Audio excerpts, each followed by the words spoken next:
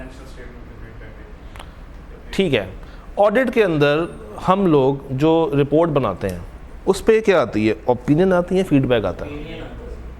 तो आप में से किसी ने अभी तक ये क्यों नहीं कहा कि सर जो हम लोग रिपोर्ट बनाते हैं उसमें हम लोग ओपिनियन देते हैं, और जो ऑडिटर अपनी पसंद से मैनेजमेंट को उनके कंट्रोल्स की वीकनेसेस बता के आता है उसको फीडबैक कहते हैं। मतलब एक शॉर्ट सा डिफरेंस तो ये बनता था, और मैंने स्पेसिफिकली कहा था कि विद कॉन्टेक्स्ट टू ऑडिट आपने बताना है। चले एक और सवाल कर लेते इसी तरह, स्कोप और ऑब्जेक्टिव में क्या फ़र्क होता है?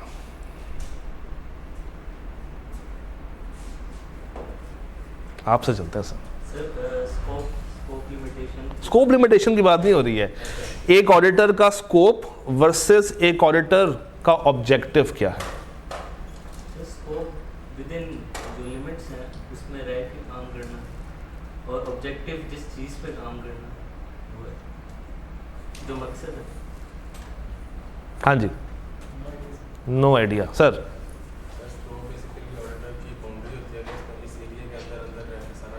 ठीक है,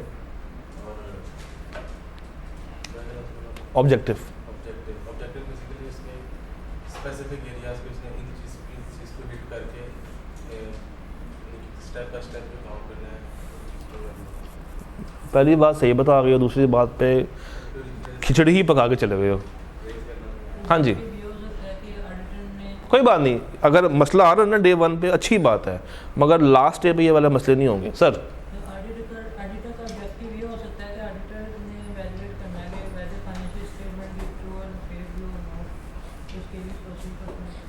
गुड, ठीक है।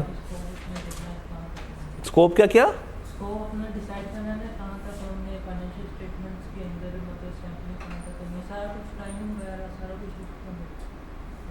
ठीक है, स्कोप सर जो इनिशियली वो तय करता है क्लाइंट के साथ काम का स्कोप क्या होगा, और ऑब्जेक्टिव हम उसकी रिस्पॉन्सिबिलिटीज़ को कह सकते हैं, जैसे रीजनेबल एश्योरेंस ऑफ टाइम का रिपोर्ट देना। इसी सवाल को थोड़ा सा मैं मॉडिफाई करूँगा। सैम्पलिंग का नाम तो सुना होगा, इसको हम ऑब्जेक्टिव में काउंट करें या हम इसको स्कोप में काउंट करें? लास्ट स्कोप में काउंट करें, स्कोप में काउंट करें, स्कोप में काउंट करें, स्कोप में काउंट करें।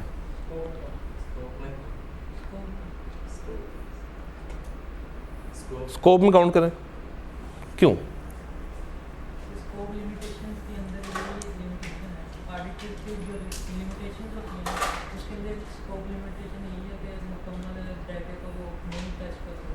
ठीक है, इसलिए आपने कहा कि वो स्कोप वहाँ पे है, ये स्कोप यहाँ पे है, तो स्कोप से स्कोप को मैं मैच करूँगा और मैं स्कोप कह दूँगा। कोई और रीज़न? स्कोप में आप नॉर्मली ऑडिटर देखता है कि ऑब्वियसली सारे स्टेटमेंट्स को एक ही स्टेटमेंट कर सकता है, तो वो एक सैम्पलिंग करके उसकी एक अपनी बाउंड्री बना देता है बाउंड्री बना देता है कि इतना काम मैंने करना है इसमें, मतलब और इसमें से मैंने एक अश्योरेंस निकालनी है। अच्छा, चले मैं ना समय मौका मिल गया वो सेटअप की वजह से, तो हम ज़रा बातों में लग गए हैं। काश इन्होंने सेटअप पहले किया होता तो हम इस वक्त कुछ और कवर कर रहे होते। ये बता दें कि ऑडिट में और रिव्यू में क्या फ़र्क है? लास्ट रो ग्रीन, ऑडिट में और रिव्यू में क्या फ़र्क है?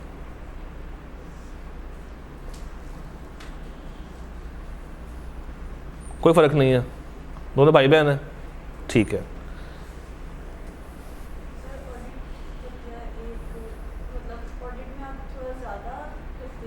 क्या करते हैं?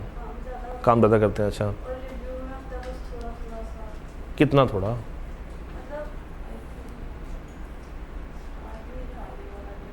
अच्छा,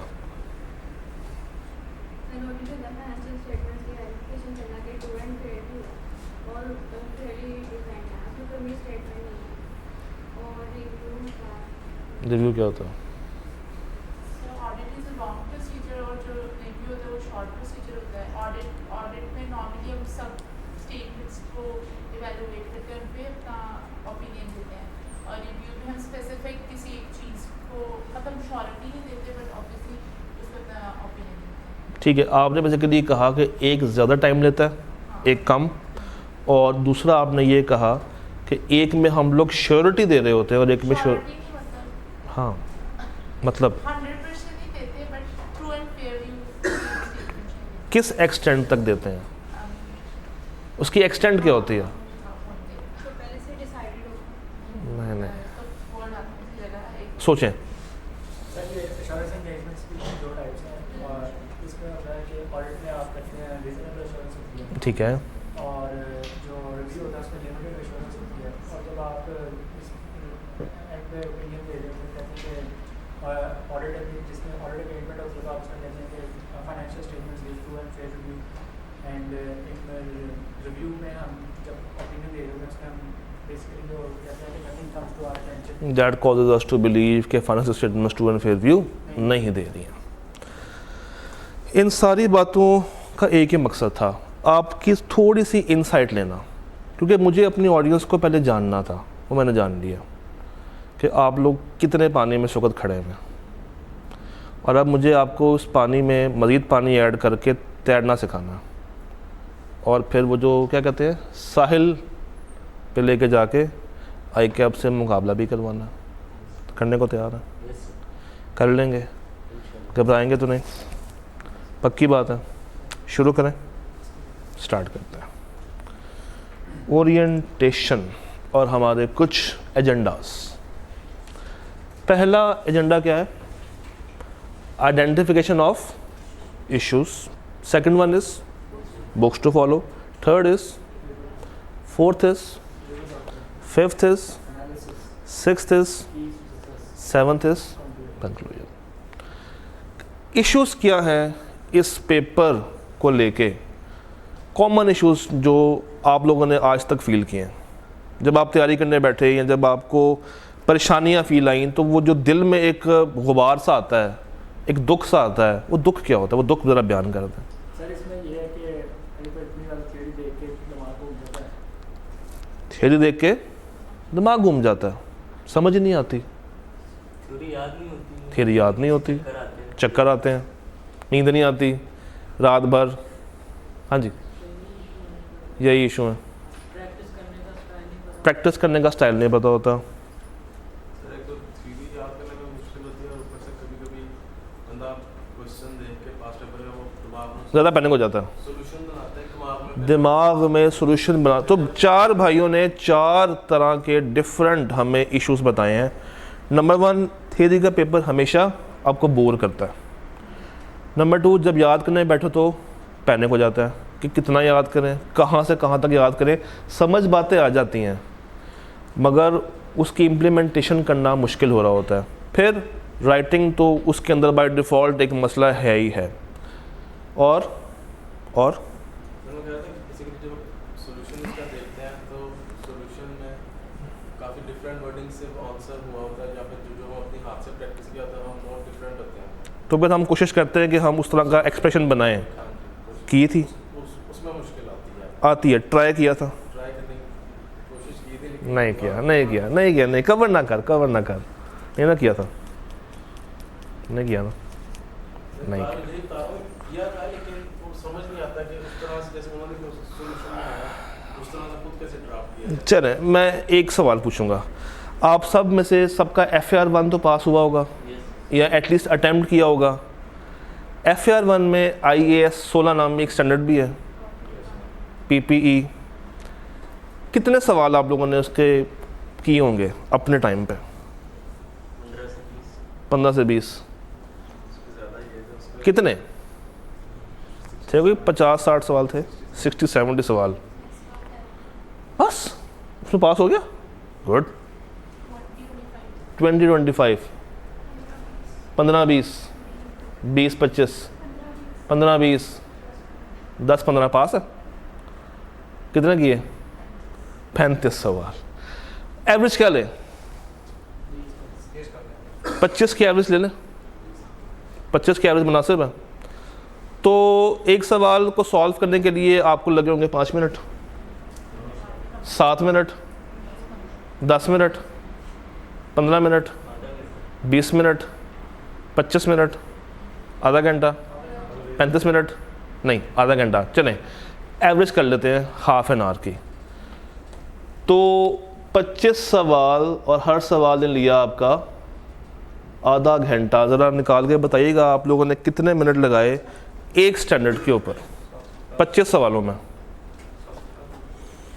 25 × 30 मल्टीप्लाई कीजिएगा 750।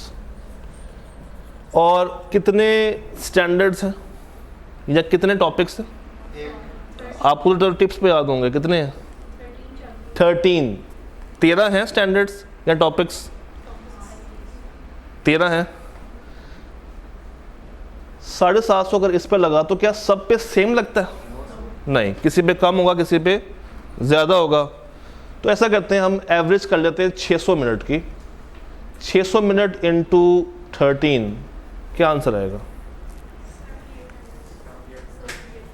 7800 मिनट्स। इसको ज़रा 60 पे डिवाइड कीजिएगा।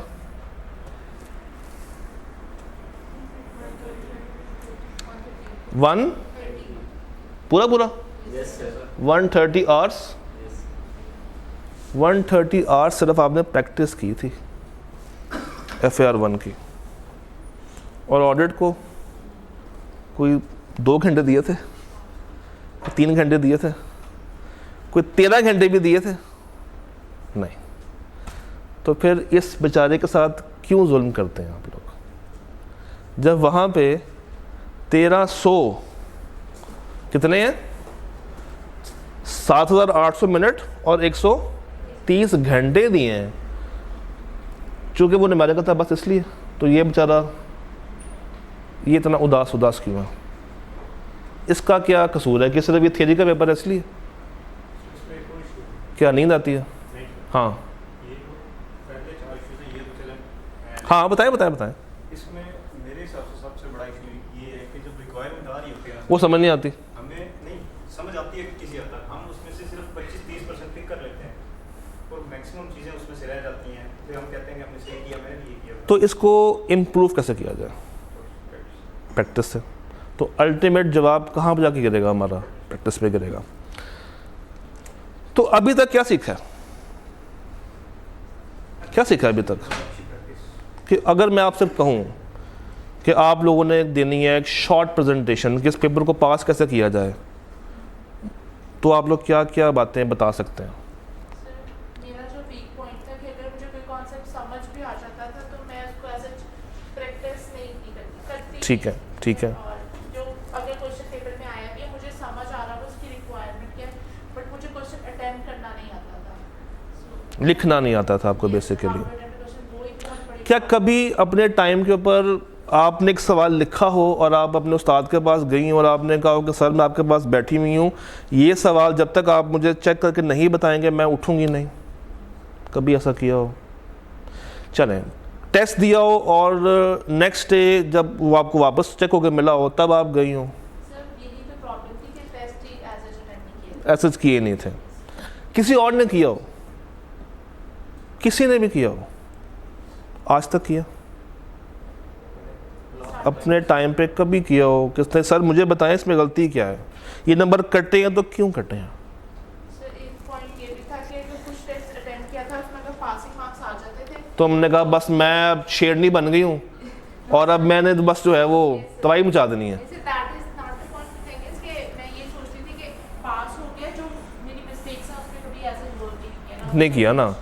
इसका मतलब है कि कभी कभी पासिंग आपको आपके फेलियर से दूर फेंक देती है कि भाई 30 नंबर का टेस्ट है, 18 आ गए हैं, पास हो गई हूँ, चलो 12 जो नहीं आए वो मैं फिर कभी इम्प्रूव कर लूँगी। वो फिर कभी का वक्त कभी भी नहीं आता। जी, आप में से किसी और ने कभी ये ट्राई की हो? आपने कभी ट्राई की हो? हाँ, तो फिर की बना? कभी इम्प्लीमेंट किया?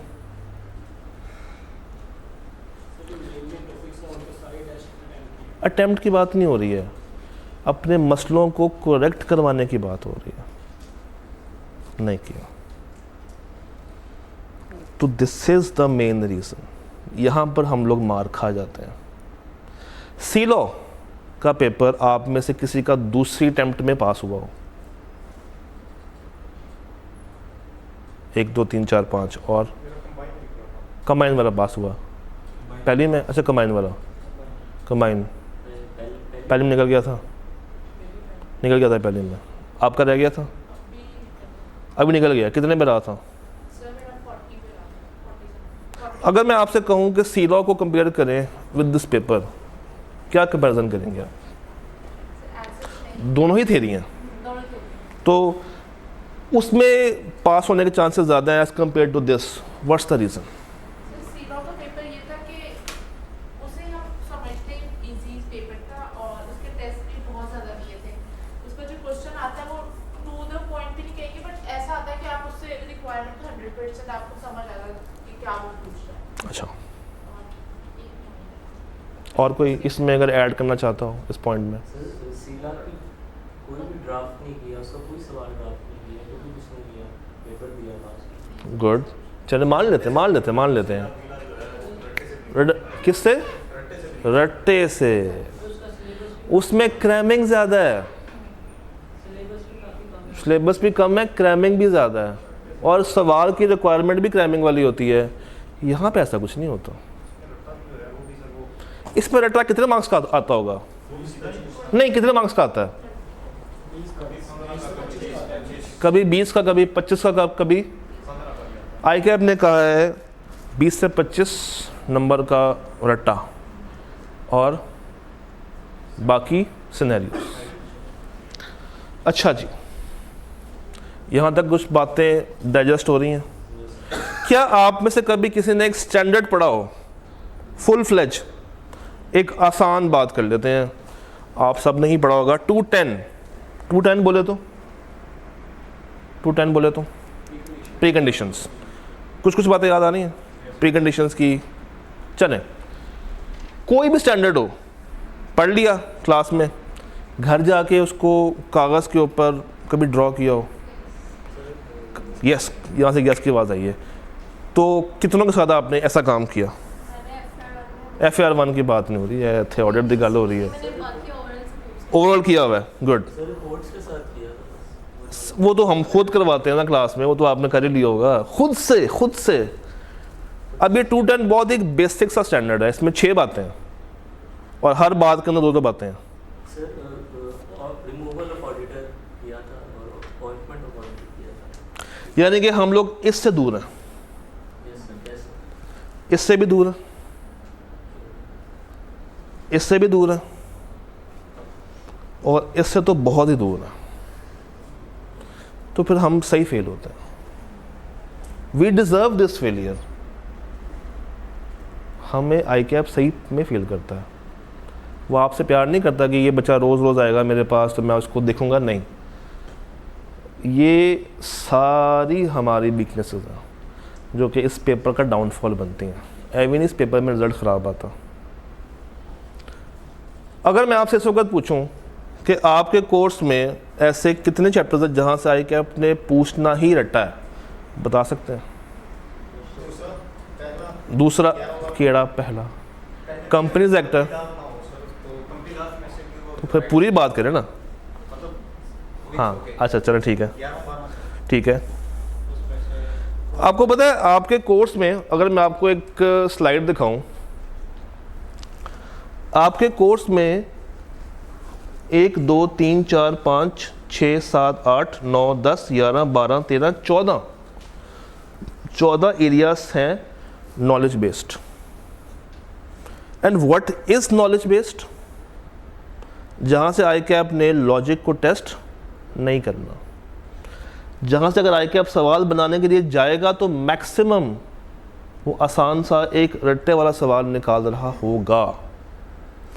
और कुछ एरियाज़ ऐसे हैं जहाँ पे आपकी एप्लीकेशन डिमांड की जा रही होती है, जिस तरह कंपनीज एक्ट हो गया, रिस्क हो गया, आपका कोड ऑफ एथिक्स हो गया, रिपोर्ट्स का सवाल हो गए, और कुछ एरियाज मिक्स भी हैं। क्या कभी इसके ऊपर काम किया हो कि आपने कोई स्टैंडर्ड स्टार्ट करना, मतलब कोई स्टैंडर्ड पकड़ा हो तैयारी करने के लिए, और उस पर प्रैक्टिस करते जा रहे हैं, बाद में पता चला कि ये सवाल ही नॉलेज बेस्ड आता, या वाइस वर्सा? कभी ऐसा किया हो? पता है कुछ नहीं है। हम बेसिकली हैं कोलू के बैल।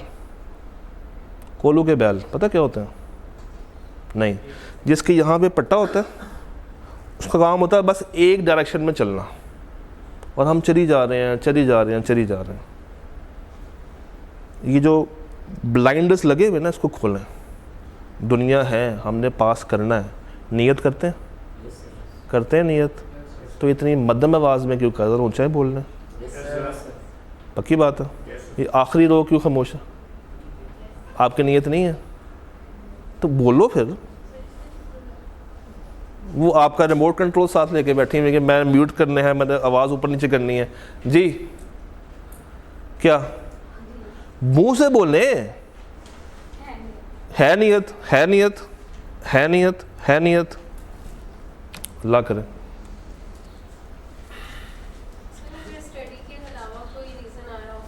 बताएं आपको क्या फेस हुआ है? मैंने ऑडिट का तो पेपर नहीं दिया। ठीक है बाकी पेपर थे, एक अटेम्प्ट में ना मेरे सारे पेपर्स फेल हो गए, मेरी तैयारी बहुत अच्छी थी। ठीक है फिर मैंने मतलब मेरे कॉलेज के सारे टेस्ट पास थे। ठीक है। तैयारी भी बहुत अच्छी थी। ठीक है। तो मुझे समझ ही नहीं आ रहा था कि कितने में फेल हुए थे? 41, 44 और 38। 41, 44 और पेपर थे कौन से? FR1 CMA और CMA। FR1 CMA और सी लॉ। और ये कब की बात है? ये इससे पिछले year। क्या आप एग्ज़ाम में पैनिक कर गए थे? थोड़ा सा। मेरी क्या? तबीयत नहीं ठीक थी तो इसलिए। तुम्हारा लेकिन reason? फिर मेरा रीज़न कोई और बाद में क्या पता चला। क्या क्या? मैंने ना कॉलेज चेंज किया, टेस्ट सेशन वहाँ पे ना मतलब मैंने टेस्ट दिए, कोई फ़र्क नहीं पड़ा, सारे टेस्ट ठीक थे, लेकिन मुझे समझ नहीं आ रहा था क्या वजह है। तो मैंने यहाँ से टेस्ट सेशन ज्वाइन किया था, पिछले टाइम में मैंने पढ़ा नहीं कहीं से, सिर्फ टेस्ट दिए। तो मुझे पता चला कि मेरे असल मिस्टेक ही सारी पेपर अटैम्प्ट करने में, और मैंने मतलब सारे पेपर मैंने तो ये तो खामोशों से बात क्या कर रहे हैं? ये अटेम्प्ट करना भी एक आर्ट है। देखें हर इंसान को आता सब कुछ है। आपने भी उतना ही कुछ पढ़ा है जितना कुछ आपको पढ़ाया गया है, आपकी भी उतनी ही प्रैक्टिस है जितनी बाकियों ने की होगी। तो हम क्यों फेल होते हैं और क्यों पास होते हैं? इसका आंसर ये है कि हमें उन 3 घंटों में अपनी परफॉर्मेंस शो करनी होती है। जो अच्छे से परफॉर्मेंस शो कर देगा वो पास हो जाएगा, जो अच्छे से नहीं कर पाएगा वो पास नहीं होता। तो 3 घंटे की भी एक मिस्ट्री है कि हमने उन 3 घंटों को गुजारना कैसे है। सर इस वक्त हमारे सामने, अगर आई डोंट नो कि आपको ज़्यादा क्लैरिटी के साथ नज़र आ रहा होगा या नहीं, बट आपको मैंने नोट्स प्रोवाइड किए हुए हैं। ग्रिड्स हैं। ग्रिड एनालिसिस ये शो करती है कि आपके पूरे कोर्स में 4 ग्रिड्स हैं, ग्रिड A, B, C और D। Grid A is basically आपके 3 चैप्टर्स, पहला, दूसरा और 13वां।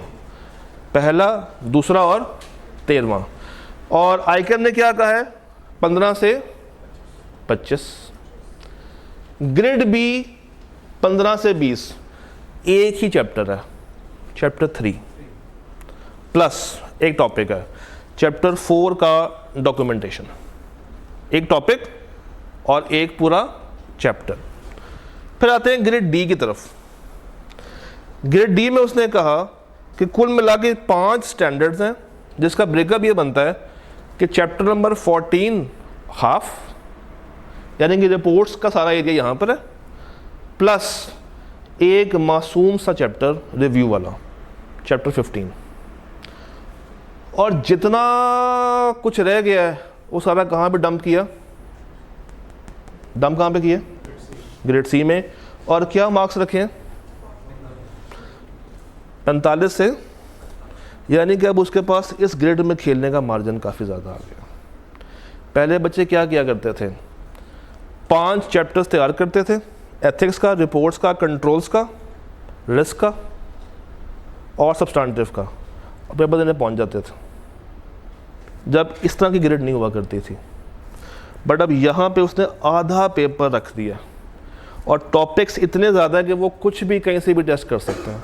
तो अब हमारे पास वो जो सिलेक्टिव स्टडी वाली एक ऑप्शन हुआ करती थी वो नहीं है, वो नहीं है। तो क्या आईकेयर अपनी ग्रेड को फॉलो भी करता है? करता है। आईकेआर ने कहा 15 से 25 कौन सी ग्रेड है? Grade A. On average 21। Grade B कहा था 15 से 20 ऑन एवरेज 16। ग्रेड सी कहा था 45 से 55 ऑन एवरेज 50। ग्रेड डी कहा था 10 से 15 ऑन एवरेज 13। रिसेंटली आ जाए, ग्रेड ए में से 25, ग्रेड बी में से 20, ग्रेड सी में से 45 और ग्रेड डी में से 10। मज़े की बात तो ये है कि हमें आज डेट क्या 6 मई को पता है कि एग्ज़ाम में कौन से 5 पेट सवाल आने हैं। आज बैठे हुए हमें पता है कि वो तो लाजमी आने हैं, जिसकी वेटेज अराउंड 80 to 85% होगी। तो हम क्यों नहीं पास कर सकते? मैं बताऊं क्यों? क्योंकि हम ये नहीं करते। ये करते हैं? आप में से कितने बच्चे कॉम्बो वाले हैं या जिनका मूड है कि वो बाद में ऑनलाइन शिफ्ट हो जाएंगे? ये काम नहीं करना। फिज़िकल अगर आएंगे तो बात बनेगी, क्योंकि कैमरे के उस पार मैं आपको नहीं देख सकता। अगर आपने कैमरे के उस पार ही जाना है तो फिर जूम वाली क्लासेस ज़्यादा बेहतर होती हैं एज़ कम्पेयर टू फिज़िकल चलते फिरते वाली क्लास। ये हम लोग नहीं बनाते, ये हम लोग नहीं करते हैं, ये हम लोग नहीं करते हैं। ये तो कभी सुना ही नहीं होगा, मगर यहाँ पर होगा। अगर कोई कन्फ्यूजन आती है सोने से पहले तो बस ठीक है, फिर सो जाते हैं। नींद में तो आई हुई है, सुबह उठे ना वो चीज़ दिमाग में रही ना वो टॉपिक दिमाग में रहा। वही मिस वाली बात कि 30 में से 18 आ गए, वो 12 के ऊपर जो कन्फ्यूजन थी वो अब हवा में। तो ये रीज़न है। घर जाके कितना पढ़ना चाहिए क्लास के बाद? जितना क्लास में पढ़ा है 1 से 1.5 घंटा, इतना ही टाइम होना चाहिए। और उस टाइम में ना आपने एक काम करना है। ये क्या है? साइलेंट तो दूर की बात है, ये क्या है? इसका नाम क्या है? नहीं, नाम क्या है? नहीं, ये मोबला है, मोबाइल नहीं है, मोबला। इस बला को बंद करके अपने से दूर रख दें, कहीं इतना दूर रख दें कि पकड़ने से भी ना पकड़ा जाए, चाहने से भी वो आप उस तक ना पहुंच पाए। तब जाके कोई भी पेपर आपका आसानी से पास हो सकता है। पता है रीज़न क्या है? हमने कहा 1 से 1.25 घंटा पढ़ना। लेट सपोज किताब है कोई पास, ये लेट से आपने नोट शुरू किए। अच्छा ठीक है, अच्छा हाँ समझ आ गया। हाँ सर ने भी कुछ ऐसी बात की थी। अच्छा साथ ही टी क्या हाल है? नहीं अभी नहीं आया। क्या हाल है? अभी आएगा। मैसेज आया। ओहो अच्छा क्या कर रहे? बस मेरे बाबू ने खाना खा लिया, मेरा बाबू उठ गया, मेरा बाबू सो गया है। या कुछ शरीबत होते हैं, वो फेसबुक पे चले जाते हैं, वो रील्स पे भाग जाते हैं, और जब आप वापस आते हैं वो जो 2 सफ़े कहीं दिए थे वो तो सामने नहीं आते, और दूसरा टाइम भी आपका ख़त्म हो जाता। तो ये बला को अपने पास से दूर रख के अगर आप लोग पढ़ेंगे तो बाकियों से आप ख़ुद को ज़्यादा एलिवेट कर सकते हैं। यहाँ तक क्लियर है? कोई परेशानी आपकी एंड से जो अभी तक मैंने एड्रेस ना की हो? कोर्स कंप्लीशन 10 अगस्त काफ़ी। पेपर कब है? मज़े की बात बताऊँ, 10 अगस्त को मैं आपको कोर्स कंप्लीट कर दूंगा, मगर मैं बाज नहीं होऊंगा। हम करेंगे क्रैश कोर्स, फिर से करेंगे, और साथ ही आपके ना माइंड में आना है क्रैश कोर्स तो होना ही है, तो फिर अभी पढ़ने का फ़ायदा, एक ही दफ़ा क्रैश में आ जाएंगे, है ना? तो 10 अगस्त के बाद भी बहुत कुछ है, मगर 10 अगस्त तक हम लोगों ने मैक्सिमम क्वेश्चंस, कंप्लीट टॉपिक्स, कुछ भी छूटेगा नहीं, कवर कर जाना। आपसे एक सवाल पूछता हूँ, किस अटेम्प्ट से हम लोग क्वेश्चंस करना स्टार्ट करें? जो आप लोग कहेंगे मैं मान जाऊँगा। कौन सी ऐसी अटेम्प्ट हो जहाँ से हम लोग सवालों को सॉल्व किया करें? वो नहीं होता बोर्ड में आखिरी 5 साल, आखिरी 10 साल पास पेपर्स। हाँ जी, लास्ट रो, कहाँ से हम लोग अटेम्प्ट करें सवालों को? No comments. 2019 से 5 साल। और कोई इसमें अपनी राय डालना चाहता हो? 2009 से। ये इतनी लड़ाई है आप दोनों के बीच में? अच्छा, और 2000? खुदा दा खौफ खा लो।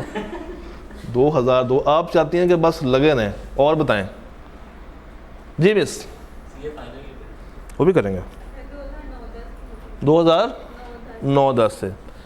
सन 2009 से स्टार्ट करेंगे। और आपकी अटेम्प्ट कौन सी है? ऑटम 24 है। हम स्टार्ट करेंगे ऑटम 9 से। तो कितनी अटेम्प्ट्स बनेंगी? मेरे सामने अकाउंटेंट्स बैठे हैं, मैंने कहा शायद फ़ौरन से बता देंगे सर। 24 माइनस 30 मैं आपको, चले एक पोल कर लेते हैं। 27 पे कितने लोग हैं? 27 पे कितने लोग हैं? कोई भी नहीं है। 28 पे कितने लोग हैं? 28 अटेम्प्ट पे कितने लोग हैं? नहीं, अब काउंट करने का फ़ायदा कोई नहीं है। 29 पे कितने लोग हैं? 29 32 28। और 30 वाले कितने हैं? 30 वाले 30 अटेम्प्ट्स। एनीवन 29 बनती हैं। 14.5 साल और हर साल में वो अटेम्प्ट्स। तो 14.5 multiply by 2 is equal to 29। ये 30 क्यों नहीं किया मैंने? क्योंकि ये तो आपने खुद ने देनी है ना। हाँ, तो वो आपने ऐड नहीं कर जाना, तो वो अगली दफ़ा करेंगे।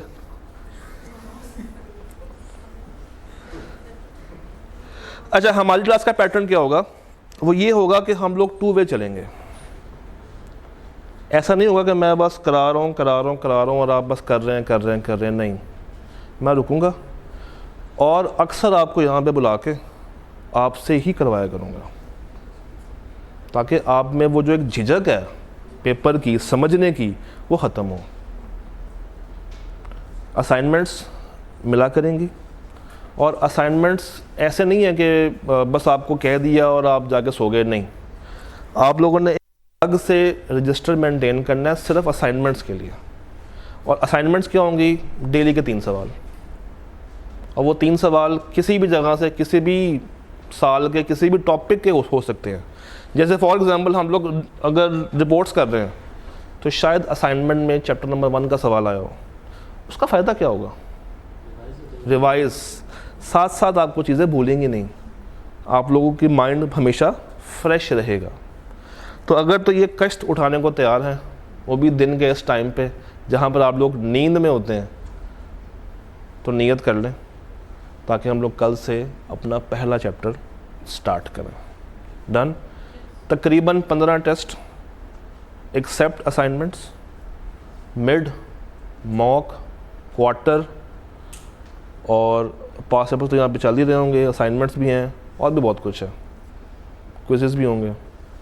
और जो टॉपर्स होंगे उनको इनामात भी तकसीम किए जाएंगे। तो सिर्फ अगर आप पैसों के लिए ही पढ़ना चाहते हैं तो कम से कम चलें उसी की खातिर पढ़ लें, मगर पढ़ ज़रूर लें। तो अगर कोई बात दिल पे लगी हो, कोई बात अगर आप पे नागवार गुजरी हो, तो अच्छी बात है, क्योंकि मैंने आपका ज़मीर ज़रा सा जगा दिया। ठीक है जी, तो कल मुलाकात करते हैं चैप्टर नंबर 1 के साथ।